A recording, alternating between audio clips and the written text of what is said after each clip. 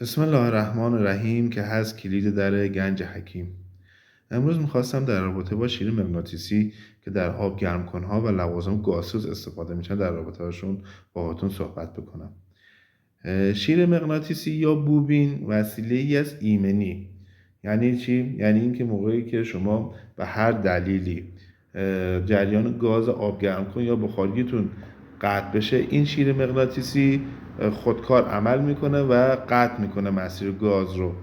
حالا میخواستم با این در رابطه با سیستم بوبین باهاتون صحبت بکنیم. بوبین یک وسیله ای است که جریان الکتریسیته که از طریق ترموکوبل که به این شکل است،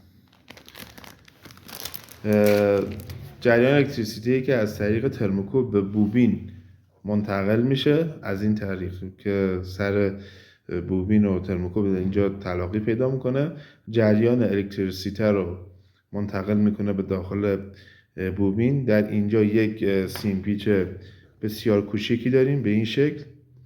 این سیم پیچ مغناطیس میشه و شما موقعی که ولوم آب گرم کن یا بخاری رو یا اجاق گاز رو فشار میدین داخل، این فنر به این صورت جمع میشه و زمانی که بوبین درست عمل بکنه یا ترموکوبل درست عمل بکنه، این به حالت جمع، چون مغناطیسی شده، به صورت جمع میمونه و جلوی مسیر گاز رو باز میذاره.